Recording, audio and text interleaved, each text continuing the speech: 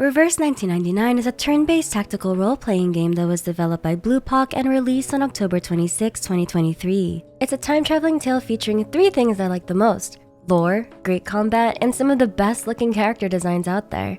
I'm a sucker for European fashion, what can I say? So Reverse 1999 seems to have it all. Great character designs, great music, and a riveting story about time traveling. But what is the story of Reverse 1999? If you're curious to learn what Reverse 1999 is all about, or you've played it and you need a recap of the first act, then this video is for you. I'm your Leafy Lore Shirin Menzif, and I read the video game lore so that you don't have to. Today's video was sponsored by Reverse 1999, which is available for download right now on PC and mobile. If you're hoping to grab Sotheby or A-Knight, I'd download ASAP before their banners leave.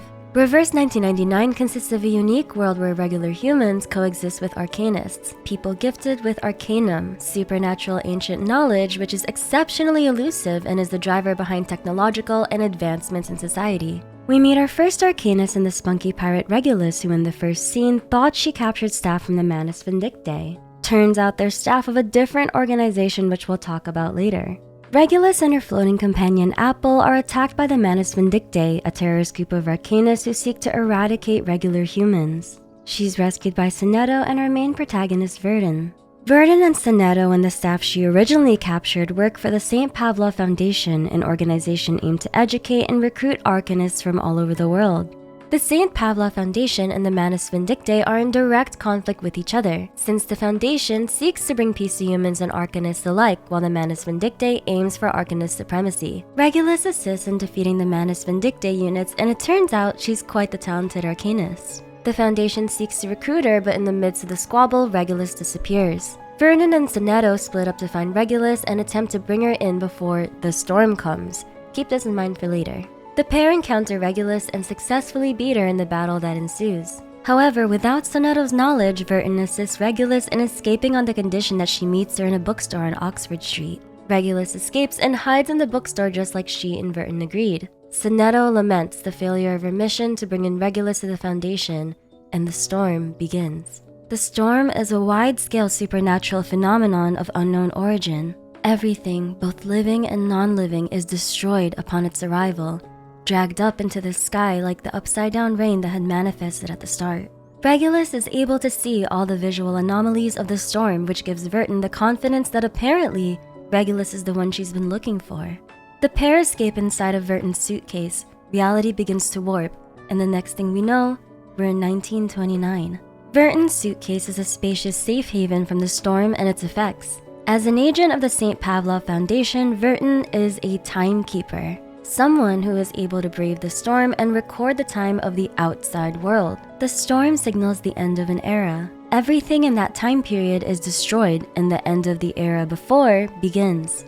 Since 1999, time has been moving backwards, with them currently in 1929. The era they were just in was the 1960s. Verdun has a collection of photos from eras that she bore witness to. Most of the subjects in the photos now reversed, meaning they are erased from existence due to the storm. She had tried to save people from the previous eras she visited, but to no avail.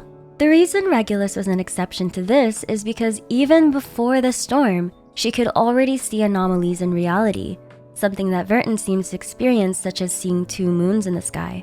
The pair feel an earthquake inside of the suitcase, and to their dismay, the suitcase was taken by two children and jostled around. Verdun and Apple investigate and eventually hide the suitcase in a tree. Regulus stays behind in the suitcase to rest, but when Verdun returns, Regulus is nowhere to be found. Apple had warned her that Regulus was mischievous, so she must have wandered off somewhere in the suitcase. Verdun follows her voice and finds a spinning wheel with a lake.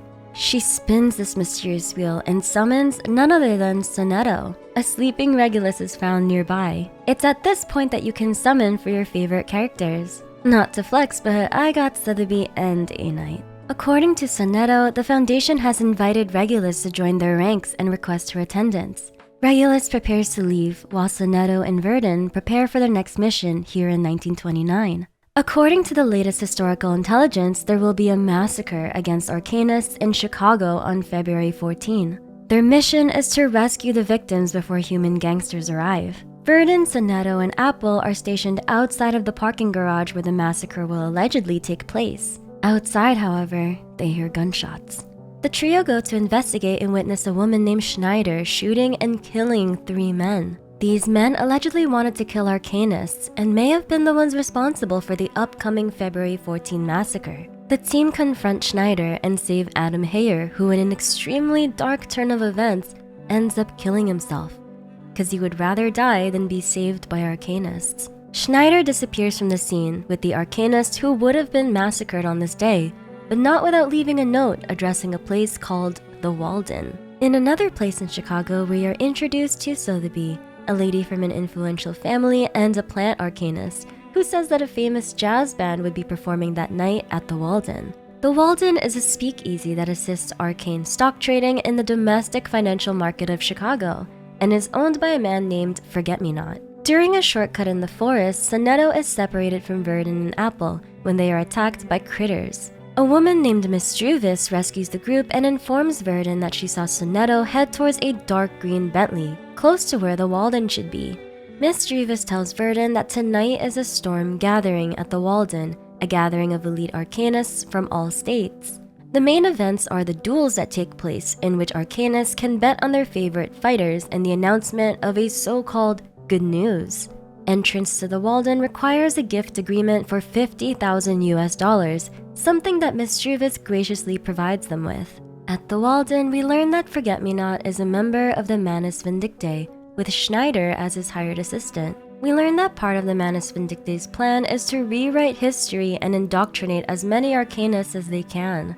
This is evident in the fact that they stopped the February 14 massacre and rescued the would-be arcanist victims to try to turn them into disciples of the Manus.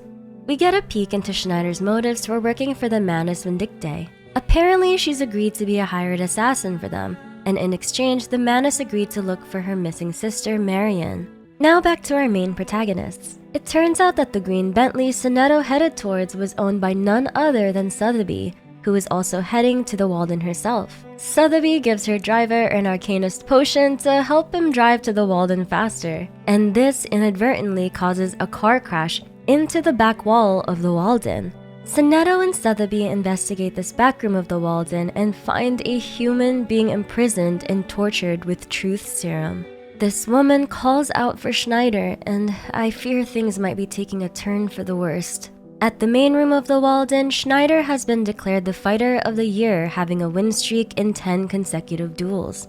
Her opponent for tonight's storm gathering is, unfortunately, Verdon, who was most certainly not randomly selected.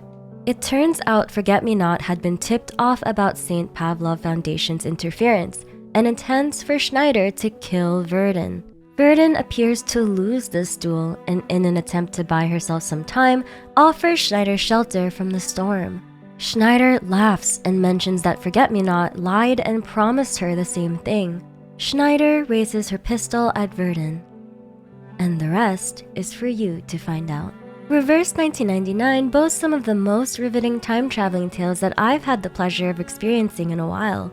I'm genuinely interested in trying to decode the storm and learn more about the elusive Manus Vindictae. Verdon has to be one of the most interesting protagonists in this game genre, and I was surprised with how much I actually liked her.